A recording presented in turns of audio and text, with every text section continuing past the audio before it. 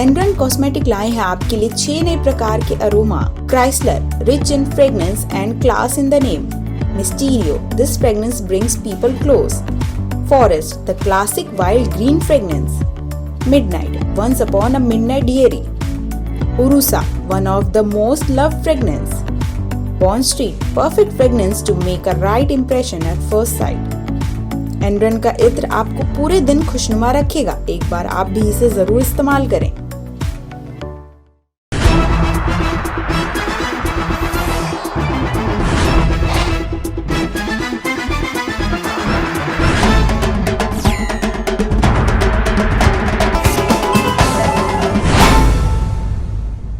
नमस्कार, मैं शामिन गन्ना और आप देख रहे हैं समय भारत 24/7। देश में कोरोना का कहर जारी। पिछले 24 घंटे में सामने आए 2,80,000 से ज्यादा नए मामले। देश में कोरोना संक्रमण के मामलों में बड़ा उछाल देखने को मिला है।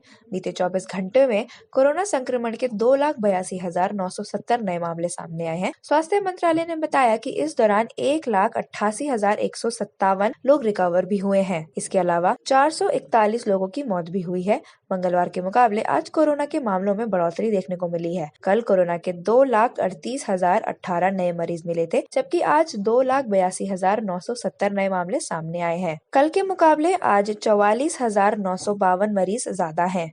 वहीं ओमिक्रॉन के मामले में भी तेजी हो रही है।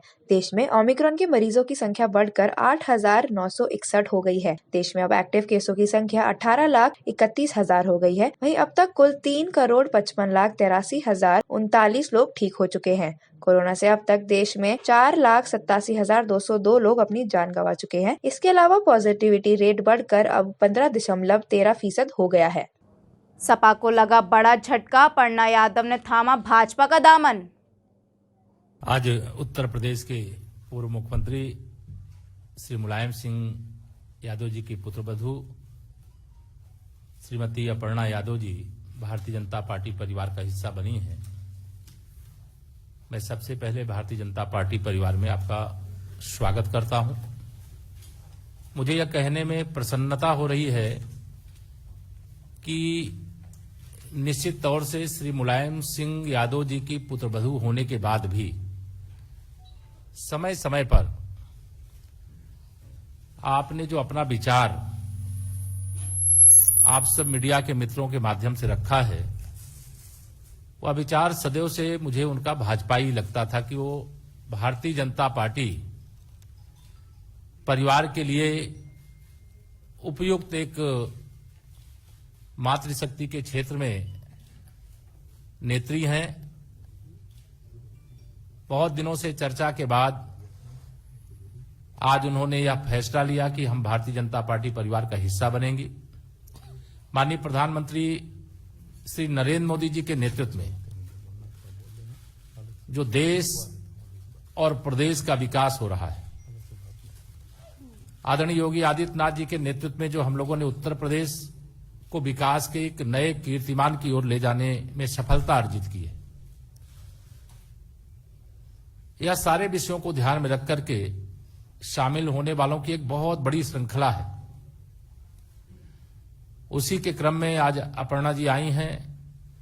मैं उनका स्वागत करते हुए यह भी कहना चाहूंगा कि उत्तर प्रदेश के पूर्व मुख्यमंत्री और समाजवादी पार्टी के वर्तमान अध्यक्ष श्री अखिलेश यादव जी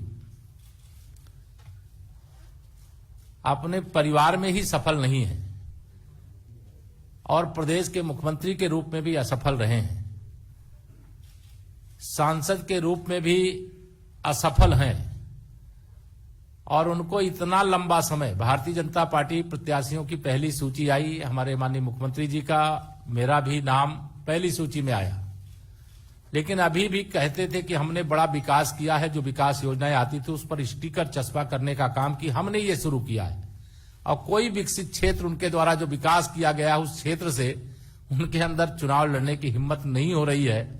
यह जान करके मुझे आश्चर्य हो रहा है, लेकिन इस समय मैं इस बात को न करके मैं अपर्णा जी का भाजपा परिवार में स्वागत करता हूं और भाजपा परिवार में आकर के उनको बहुत मैं मानता हूं प्रसन्नता हुई होगी। वह आदरणीय बालूनी जी हमारे अभी बताएंगे, वो अपने विचार को संक्षेप में यहाँ रखेंगे भी। धन्यवाद।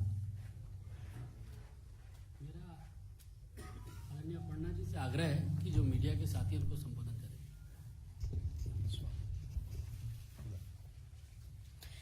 सर्वप्रथम यहाँ पे मैं आदरणीय प्रधानमंत्री श्री नरेंद्र मोदी जी का, आदरणीय मुख्यमंत्री उत्तर प्रदेश श्री योगी जी का बहुत बहुत धन्यवाद करती हूँ, और हम सबके प्रदेश अध्यक्ष जी स्वतंत्र देव जी, हमारे डिप्टी चीफ मिनिस्टर केशव राय मौर्य जी, श्री अनिल बलूनी जी, मैं बहुत बहुत धन्यवाद देती हूँ यहाँ पे मंचासीन सभी लोगों का कि आपने मुझे भारतीय जनता पार्टी का मेंबर बनने का एक सुअवसर दिया। मैं, जैसा कि सभी जानते ही हैं, मैं हमेशा से प्रभावित रहती थी आदरणीय प्रधानमंत्री जी से, और मेरे चिंतन में हमेशा राष्ट्र सबसे पहले है। मुझे लगता है कि राष्ट्र का धर्म मेरे लिए सबसे ज्यादा जरूरी है, और मैं बस यही बोलना चाहती हूँ कि अब मैं राष्ट्र की आराधना करने निकली हूँ। इसलिए आप सभी लोगों का सहयोग भी बहुत अनिवार्य है, और मैं बहुत बहुत हमेशा से प्रभावित रहती हूँ जिस प्रकार की कार्यशैली है, चाहे वो स्वच्छ भारत मिशन हो, चाहे वो महिलाओं के लिए स्वावलंबी जीवन हो, चाहे वो रोजगार हो। मैं हमेशा से भारतीय जनता पार्टी की स्कीम से हमेशा से बहुत बहुत प्रभावित रहती हूँ, और यही कहूँगी कि जो भी कर सकूंगी अपनी क्षमता से करूंगी। जी। ग्रामीणों ने चुनाव से पहले की भाजपा पार्टी के खिलाफ नारेबाजी, बोले प्रमाण पत्र नहीं तो वोट नहीं। मुजफ्फरपुर में पुरकाजी क्षेत्र के गांव झबरपुर में मंगलवार को सुरेश धनगर के आवास पर अखिल भारतीय धनगर समाज महासंघ के युवा जिला अध्यक्ष अखिल धनगर के नेतृत्व में समाज के लोगों की बैठक हुई, जिसमें भाजपा का विरोध कर नारे लगाए गए। कहा कि जब धनगर प्रमाण पत्र नहीं मिलेगा भाजपा को वोट नहीं देंगे। बैठक में धनगर समाज के व्यक्तियों ने क्षेत्र में विकास नहीं करने पर भाजपा के विधायक प्रमोद उटवाल का विरोध किया। पिछले 5 सालों से भाजपा की पूर्ण बहुमत की सरकार है, लेकिन इसके बावजूद भी धनगर समाज के प्रमाण पत्र नहीं बन रहे हैं। मुजफ्फरपुर जिले में दादा का प्रमाण पत्र होने के बावजूद उनको पोते का प्रमाण पत्र नहीं बन पा रहा है। उन्होंने बताया कि वह लोग भाजपा के सभी नेताओं और डीएम, एडीएम, एसडीएम व तहसीलदार और लेखपाल आदि के कार्यालयों में चक्कर लगाकर थक चुके हैं। प्रमाण पत्र बनने तक भाजपा को वोट नहीं करेंगे। उत्तराखंड के मुख्यमंत्री पुष्कर सिंह धामी ने कहा, सरकार के विकास कार्यों को मिलेगा जनता का आशीर्वाद। मुख्यमंत्री पुष्कर सिंह धामी ने कहा कि केंद्र सरकार की मदद से राज्य में चल रही 1.5 लाख करोड़ की योजनाएं और प्रदेश सरकार के विकास कार्यों को जनता का आशीर्वाद मिलेगा। विधानसभा चुनाव में भाजपा 60 से अधिक सीटों पर जीत दर्ज करेगी। विपक्ष पर निशाना साधते हुए मुख्यमंत्री ने कहा कि सत्ता में रहते हुए कांग्रेस ने न कोई बड़ा कार्य किया। राज्य में होने वाले विकास कार्यों की कांग्रेस कल्पना भी नहीं कर सकती। यही कारण है कि अब वे जनता को बरगलाने की असफल कोशिश कर रहे हैं। मंगलवार को मुख्यमंत्री पुष्कर सिंह धामी ने चुनाव आयोग की गाइडलाइन के तहत पहली वर्चुअल सभा को संबोधित किया। उन्होंने कहा कि केंद्र और राज्य सरकार ने मिलकर प्रदेश में सड़कों का जाल बिछाया है। देहरादून, हल्द्वानी सहित राज्य के अन्य जिलों को दिल्ली से जोड़ने वाले मार्गों को सुगम बनाते हुए दूरी भी कम कर दी गई है। प्रधानमंत्री नरेंद्र मोदी ने 400 करोड़ से अधिक की योजनाएं स्वीकृत कर केदारनाथ धाम को भव्य व दिव्य बनाया है। इसके साथ ही बद्रीनाथ धाम के लिए मास्टर प्लान बनाकर 250 करोड़ रुपए की व्यवस्था की गई है। देहरादून के जॉली ग्रांट एयरपोर्ट को उच्चीकृत कर अंतर्राष्ट्रीय स्तर का हवाई अड्डा बनाया जा रहा है। साथ ही पंतनगर, पिथौरागढ़, उत्तरकाशी को हेली सेवाओं से जोड़ा गया है। अटल आयुष्मान योजना के तहत प्रदेश के प्रत्येक नागरिक को मुफ्त स्वास्थ्य सुविधा दी जा रही है। मुख्यमंत्री ने कांग्रेस पर निशाना साधते हुए कहा कि इस पार्टी के नेता दिवंगत जनरल बिपिन रावत को गुंडा कहते थे, आज अपनी सभाओं में बड़े बड़े कटआउट लगाकर ढोंग कर रहे हैं। कांग्रेस ने 1 रैंक 1 पैशन की मांग को हमेशा दबाए रखा, कभी सैनिकों की चिंता नहीं की। आज वही कांग्रेस सैन्य प्रेमी होने का ढोंग कर चुनाव में उतर रही है। मुख्यमंत्री ने कहा कि उनके द्वारा अभी तक 500 से अधिक योजनाओं को उन्हें विश्वास है कि जनता चुनाव में फिर से भाजपा को प्रचंड बहुमत देगी। इसके साथ ही 2025 में प्रदेश की रजत जयंती से पहले उत्तराखंड को देश का अग्रणी राज्य बनाने की दिशा में कदम बढ़ाएगी। अखिलेश यादव के 300 यूनिट फ्री बिजली के वादे पर सीएम योगी आदित्यनाथ ने कसा तंज। उत्तर प्रदेश विधानसभा चुनाव 2022 के पहले चुनावी वादों का दौर भी शुरू हो चुका है। सभी राजनीतिक दल वोटरों को लुभाने के लिए वादे कर रहे हैं। इसी क्रम में समाजवादी पार्टी के राष्ट्रीय अध्यक्ष अखिलेश यादव ने प्रदेशवासियों के लिए बड़ा वादा किया है। उन्होंने विधानसभा चुनाव में जीत हासिल करने के बाद सत्ता में आने पर 300 यूनिट तक बिजली फ्री देने का वादा किया है। उनके इस वादे पर मुख्यमंत्री योगी आदित्यनाथ ने तंज कसा है। मुफ्त बिजली देने के वादे को लेकर सीएम योगी आदित्यनाथ के ऑफिस की ओर से अखिलेश यादव पर तंज कसते हुए ट्वीट किया गया। ट्वीट कर लिखा गया कि बाप मार डारिस अंधियारे में बेटवा बनाबा पावर हाउस #वायदे आजम। बता दें कि सपा प्रमुख अखिलेश यादव ने अपना नाम लिखवाए 300 यूनिट फ्री बिजली पाए अभियान बुधवार से शुरू करने की घोषणा की है। उन्होंने कहा कि अभियान के तहत सपा कार्यकर्ता घर घर जाएंगे, ऑनलाइन पंजीकरण भी होंगे। 300 यूनिट मुफ्त बिजली चाहने वालों से फॉर्म भरवाया जाएगा। पंजीकरण उसी नाम से होगा जिससे बिजली कनेक्शन होगा। घरेलू बिजली कनेक्शन चाहने वाले राशन कार्ड या आधार कार्ड में दर्ज नाम से पंजीकरण करवा सकेंगे। अखिलेश ने कहा कि इस बार जनता का ऐसा करंट लगेगा कि भाजपाई की जमानत जब्त हो जाएगी। सपा द्वारा भरवाए जाने वाले मुफ्त बिजली के फॉर्म में नाम, विधानसभा, शिक्षा, मोबाइल नंबर, परिवार के सदस्य व वर्तमान बिजली के बिल की जानकारी देनी होगी। सूत्रों के अनुसार सपा इसके जरिए एक बड़ा डेटा बैंक जुटाकर उसका इस्तेमाल चुनाव में डिजिटल प्रचार प्रसार में भी कर सकती है। राहुल गांधी ने कसा पीएम मोदी पर तंज, कहा टेलीप्रॉम्प्टर भी नहीं सह पाया पीएम मोदी के झूठे बोल। प्रधानमंत्री नरेंद्र मोदी ने सोमवार को वर्ल्ड इकोनॉमिक फोरम के दोवास एजेंडा समिट में हिस्सा लिया था। इस समिट में पीएम मोदी द्वारा दिए गए संबोधन की एक क्लिप को शेयर करते हुए कांग्रेस ने उन पर तंज कसा है। इसके साथ साथ राहुल गांधी ने भी पीएम मोदी पर निशाना साधा है। कोरोना काल में PM Modi Davos agenda summit में वर्चुअली शामिल हुए थे। जो क्लिप शेयर की जा रही है उसमें वे अपना संबोधन के दौरान बोलते बोलते रुक जाते हैं। इस पर कांग्रेस पार्टी और राहुल गांधी ने निशाना साधा है। आरोप है कि टेलीप्रॉम्प्टर रुक जाने की वजह से पीएम आगे नहीं बोल पाए। राहुल गांधी ने लिखा, इतना झूठ टेलीप्रॉम्प्टर भी नहीं झेल पाया। वहीं कांग्रेस ने लिखा कि अब टेलीप्रॉम्प्टर वाला शख्स बोल रहा होगा कि अच्छा चलता हूँ, दुआओं में याद रखना। दूसरी तरफ बीजेपी नेता द्वारा काउंटर अटैक भी किया गया। जैसे दिल्ली बीजेपी के प्रवक्ता तेजिंदर पाल सिंह बग्गा ने लिखा कि तकनीकी खामी वर्ल्ड इकोनॉमिक फोरम की तरफ से आई थी, जिसकी वजह से पीएम ने संबोधन रोका। मथुरा आए छत्तीसगढ़ के मुख्यमंत्री भूपेश बघेल ने सीएम योगी आदित्यनाथ पर लगाया आरोप। पहले योगी मथुरा से चुनाव लड़ना चाहते थे, फिर अयोध्या से। अब उनको भाजपा ने मठ में बिठा दिया है। उनकी स्थिति क्या है बताने की जरूरत नहीं है। योगी के नेतृत्व में चुनाव लड़ रहे मंत्री खुद उन्हीं के मंत्रिमंडल के सहयोगी उन्हें छोड़कर जा रहे हैं। उनकी नैया डूबने वाली है। प्रदेश में कांग्रेस की सरकार बनने पर यहाँ के विधायक प्रदेश के ऊर्जा मंत्री श्रीकांत शर्मा के घोटाले की जाँच कराएंगे। यह बातें मंगलवार को छत्तीसगढ़ के मुख्यमंत्री भूपेश बघेल ने मथुरा विधानसभा क्षेत्र से कांग्रेस प्रत्याशी प्रदीप माथुर के आवास पर मीडिया से बातचीत के दौरान कही। भूपेश बघेल ने आरोप लगाते हुए कहा कि योगी माफिया राज चला रहे हैं। कोई उनके खिलाफ बोलकर तो देखे। वह एक लड़की से डर गए। उन्होंने कांग्रेस की महासचिव को 2 दिन तक नजरबंद करके रखा। आचार संहिता का उल्लंघन भाजपाई कर रहे हैं।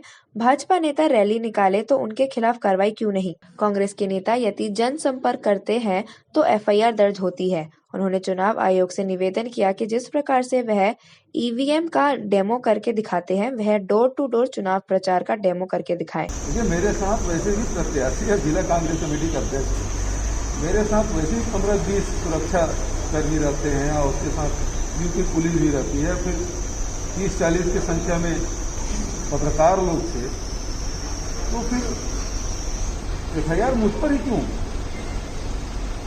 दूसरी बात यह है कि लोग आ रहे हैं, मिल रहे हैं, तो कैसे करूँगा? आखिर चुनाव प्रचार किस प्रकार से होगा? और यदि ऐसा है तो निर्वाचन आयोग को बताना चाहिए, फिजिकली जाके बताना चाहिए कि इस प्रकार से होगा प्रचार, करके बता दें, हम लोग वैसे करेंगे। और यदि मुझ पर कार्रवाई की गई तो फिर अमरोहा में क्यों नहीं किया गया भारतीय जनता पार्टी के प्रत्याशी के खिलाफ? मंत्री के खिलाफ क्यों कार्रवाई नहीं हुई भारतीय जनता पार्टी? तो मंत्री जो हैं वो डोर टू डोर 5 दिन से कर रहे हैं, उसके खिलाफ कार्रवाई नहीं हो रही। तो निर्वाचन आयोग को अपनी भूमिका निष्पक्ष रखनी चाहिए। अभी शुरुआत में जब निष्पक्षता नहीं दिखाई दे रही है तो आखिर क्या उम्मीद करें? मुझ पर कार्रवाई हुई, अच्छा किया आपने, लेकिन और लोग जो कर रहे हैं भारतीय जनता पार्टी के लोग, उस पर कार्रवाई क्यों नहीं हो रही? और 5 दिन से कर रहे हैं, मैं तो कल गया। उन्होंने आरोप लगाया कि पिछले दिनों जेवर में एयरपोर्ट का उद्घाटन प्रधानमंत्री नरेंद्र मोदी ने किया था, लेकिन पीड़ित किसानों को अभी तक मुआवजा नहीं मिला। प्रधानमंत्री पर निशाना साधते हुए कहा कि जो अपने देश में खुद को असुरक्षित समझते हैं, वे देश की सुरक्षा और देश की सीमाओं की सुरक्षा कैसे करेंगे? मथुरा की जनता दोबारा गलती नहीं करेगी और प्रदीप माथुर को पूरा ताकत का समर्थन करेगी। दिल्ली, पंजाब, यूपी समेत कई इलाकों में ठंड का कहर जारी। AQI 331 तक पहुंचा। उत्तर भारत इन दिनों शीतलहर की गिरफ्त में है। पिछले कुछ दिनों में पंजाब, हरियाणा और यूपी के कई इलाकों में ठंड बढ़ी है। मौसम विज्ञानियों की माने तो अगले कुछ दिन ठंड कम होने की संभावना है। उत्तर भारत के राज्यों और केंद्र शासित प्रदेशों में भी कड़ाके की ठंड पड़ रही है। मौसम विभाग के मुताबिक ताज़ा सक्रिय वेस्टर्न डिस्टर्बेंस 21 जनवरी से उत्तर पश्चिमी भारत को प्रभावित कर सकता है। वहीं राजधानी दिल्ली में वायु गुणवत्ता एवं मौसम पूर्वानुमान और अनुसंधान प्रणाली के मुताबिक दिल्ली की वायु गुणवत्ता सूचकांक आज 331 बहुत खराब श्रेणी में है। स्काईमेट वेदर के मुताबिक आज उत्तर प्रदेश, बिहार के कुछ हिस्सों, राजस्थान और उत्तरी मध्य प्रदेश में घना से बहुत घना कोहरा पड़ सकता है। पंजाब, हरियाणा और उत्तर प्रदेश में कुछ हिस्सों में कोल्ड डे की स्थिति बने रहने की संभावना है। गिलगित बल्तिस्तान, मुजफ्फराबाद, जम्मू कश्मीर, लद्दाख और हिमाचल प्रदेश और उत्तराखंड के अलग अलग हिस्सों में हल्की से मध्यम बारिश और हल्की बर्फबारी हो सकती है। पूर्वोत्तर भारत, तमिलनाडु और केरल में अलग अलग जगहों पर हल्की बारिश संभव है। मौसम विभाग के मुताबिक एक नया पश्चिमी विक्षोभ उत्तर भारत के ऊपर 21 जनवरी से सक्रिय हो रहा है। इसका असर हल्का होगा, लेकिन इसकी वजह से दिल्ली में 31, 22 और 23 जनवरी को बारिश होने की संभावना है। हालांकि न्यूनतम तापमान सामान्य से 2 से 4 डिग्री ऊपर ही उत्तर भारत में रहेगा। आम आदमी पार्टी के राष्ट्रीय संयोजक अरविंद केजरीवाल ने पंजाब के CM उम्मीदवार की घोषणा की। सब लोगों को मेरा नमस्कार, सबको मेरा सत श्री अकाल। आज पंजाब के लिए एक ऐतिहासिक दिन है, कई मायनों में ऐतिहासिक दिन है। पंजाब में आम आदमी पार्टी का CM चेहरा कौन होना चाहिए, इसका हर पंजाबी को, हर पंजाब के व्यक्ति को बड़ी बेसब्री से इंतजार है। कई महीनों से लोग, मैं जहां भी जाता था एक ही प्रश्न पूछते थे, जी दूल्हा कौन है, आम आदमी पार्टी का CM चेहरा कौन है। तो मैं सबको यही कहता था, सब्र रखो, सब्र का फल मीठा होता है। आपको हम ऐसा चेहरा देंगे जिस पे हर पंजाबी को गर्व होगा। तो आज वो घड़ी आ गई है उसका ऐलान करने की। हमने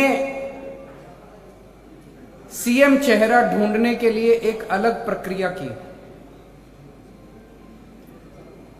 पंजाब के अंदर हमने देखा कि दूसरी रवायती पार्टियां जो हैं, कोई अपने बेटे को CM चेहरा बना देते हैं, कोई अपने बहू को बना देता है, कोई अपने घर के आदमी को बना देता है। भगवंत मान जी मेरे छोटे भाई हैं।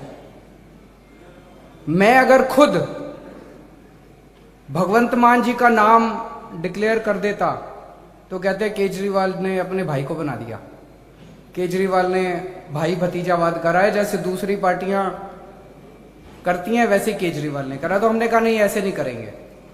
हम पंजाब के 3 करोड़ लोगों से पूछेंगे कि आप बताओ कि पंजाब का CM चेहरा कौन होना चाहिए।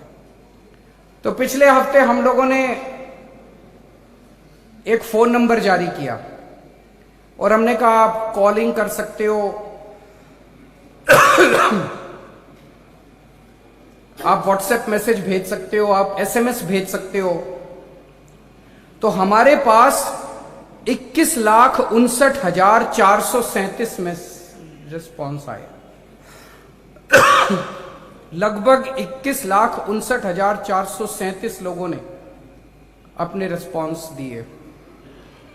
तो एक चीज तो सारे सर्वे भी ये दिखा रहे हैं और माहौल भी ये बता रहा है कि आम आदमी पार्टी की सरकार बनने जा रही है। तो जो CM चेहरा अब ऐलान होगा वो एक तरह से पंजाब का अगला CM बनने जा रहा है। तो पंजाब के लोगों ने अपना अगला CM किसे चुना है। ये जो 21,59,000 वोट आए, जो लोगों ने अपने रिस्पॉन्स दिए, उसमें कई लोगों ने मेरा नाम डाल दिया। मैंने शुरू में ही कह दिया था भी मैं रेस में नहीं हूं। तो उन वोट्स को हमने इनवैलिड डिक्लेयर कर दिया। जिसने कहा भाई अरविंद केजरीवाल, उसको हमने साइड कर दिया। उन सारे वोट्स को जो बचे, उसमें 93.3% लोगों ने सरदार भगवंत मान का नाम लिया।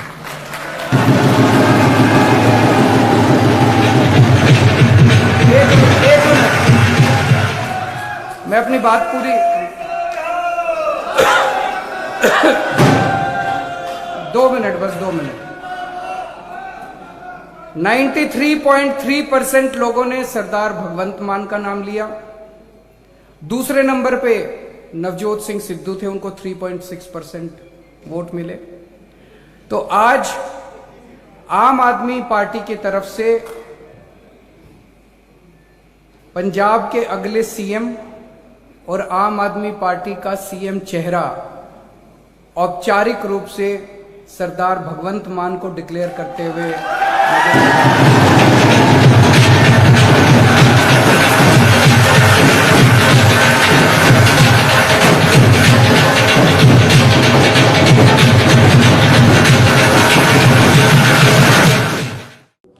सपा अध्यक्ष अखिलेश यादव पहली बार लड़ेंगे विधानसभा चुनाव, आजमगढ़ से हैं सांसद।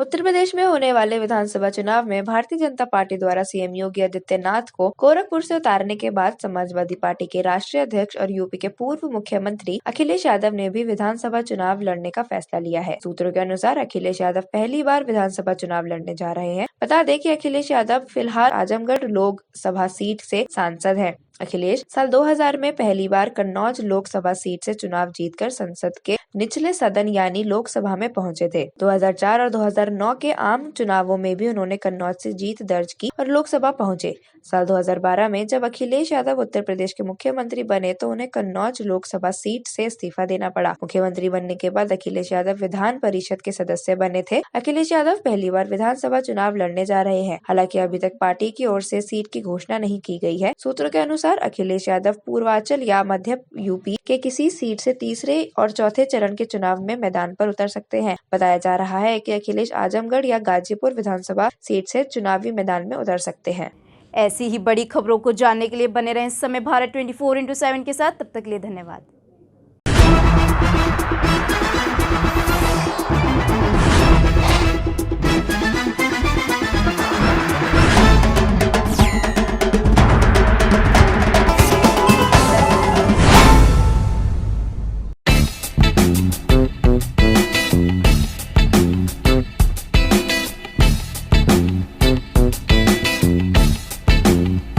छोटा ही सही लेकिन खूबसूरत हो आपका आशियाना, तो नई टेक्निक्स और डिजाइन्स का इस्तेमाल करके आप अपने घर को बेहद ही खूबसूरत और आकर्षक बनवा सकते हैं।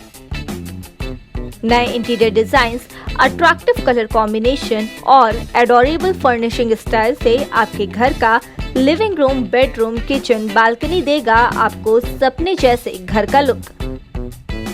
आप नहीं होना चाहते हैं अपने घर से बोर, तो कांटेक्ट कीजिए 9315138474 पर या फिर 9717378629 पर। वेबसाइट है www.citywide.co.in।